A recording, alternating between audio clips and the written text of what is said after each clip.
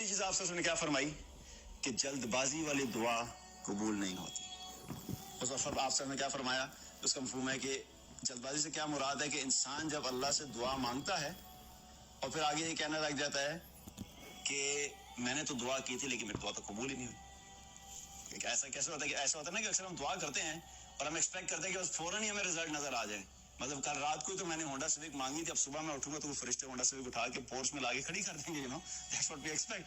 تو ایسے تو نہیں ہوتا کہ اب میں نے ابھی مانگی تھی فوراً قبول ہو جائے.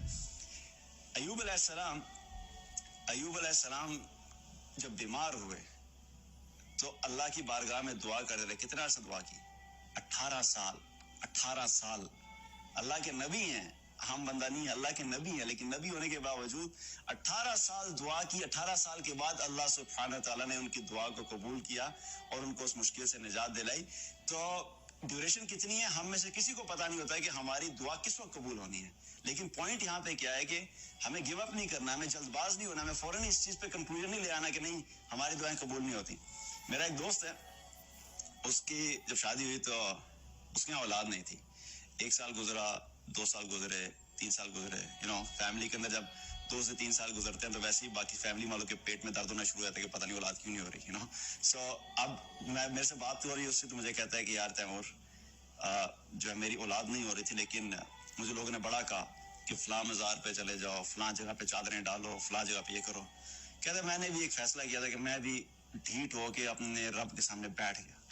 لٹرلی مجھے الفاظ کہتا ہے میں ڈھیٹ ہو کے میں نے مانگنا شروع کر دیا. اب میں نے نمازیں پڑھ کے اللہ سے مانگنا شروع کیا.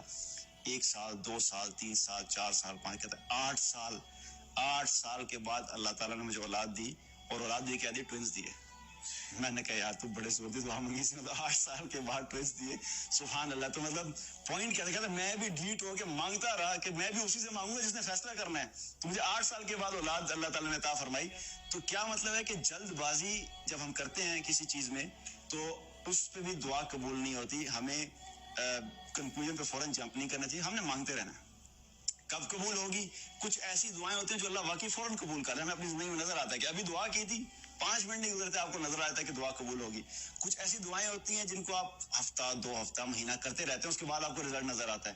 اور کچھ ایسی ہوتی ہے کہ کئی سال انسان دعا کرتا رہتا ہے, اس کے بعد آپ کو پتہ لگتا ہے کہ اچھا میں نے جو فلاں کئی سال پہلے میں نے دعا کی تھی. کیونکہ اکثر کیا ہوتا ہے, ہم دیکھتے ہیں کہ واقعات سنتے ہیں کہ میری ماں نے دعا کی تھی کہ فلاں جو ہے اس میرا بچہ جو ہے وہ اس کام پہ لگے. تو وہ کیا ہے کہ کئی سال کے بعد بچہ جو ہے 20-25 سال کے بعد جب وہ چیز ہو جاتی ہے تو پتہ لگتا ہے کہ ہاں ابھی 25 سال پہلے میری ماں نے, میرے باپ نے دعا کی تھی, تو آج مجھے اس کا نتیجہ نظر آ رہا ہے. سو سم ٹائمز واٹ ہیپنس کہ دعا ہماری کئی سالوں کے بعد پوری, تو کئی دفعہ ایک نسل کے بعد جا کے نظر آتی ہے. ابراہیم علیہ السلام نے کب دعا کی تھی اور جا کے آ کے نسلوں تک نظر آئی, دعا کا اثر نظر آتا ہے. So that's what it is کہ کئی دفعہ ہماری دعائیں جلدی قبول ہوتی ہیں, فوراً نظر آتے ہیں, اور کئی دفعہ اس کے اثرات جو ہے بعد میں نظر آتے ہیں. اور آخری بات جو دعا کی قبولیت سے متعلق ہے, بہت ہی خوبصورت آپ صلی اللہ علیہ وسلم نے ایک بات بتائی. اگر اس چیز کو ہمیں سمجھ آ جائے تو ہماری بہت ساری چیزیں جو ہیں وہ آسان ہو جائیں. آپ صلی اللہ علیہ وسلم نے فرمایا, ترمذی کی روایت ہے کہ جو شخص یہ چاہتا ہے کہ مصیبت کے دنوں میں اللہ تعالیٰ اس کی دعاؤں کو قبول کرے, اسے چاہیے کہ فراخی کے دنوں میں اللہ کے سامنے کثرت سے دعا کیا کرے.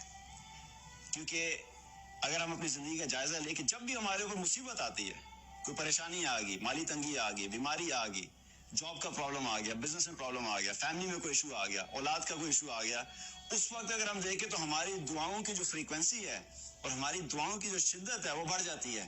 ہر نماز کے بعد دعائیں کر رہے ہیں, اور لمبی دعائیں کر رہے ہیں, اور تہجد پہ بھی اٹھنا شروع کر دیتے ہیں, اس پہ بھی دعائیں کر رہے ہیں.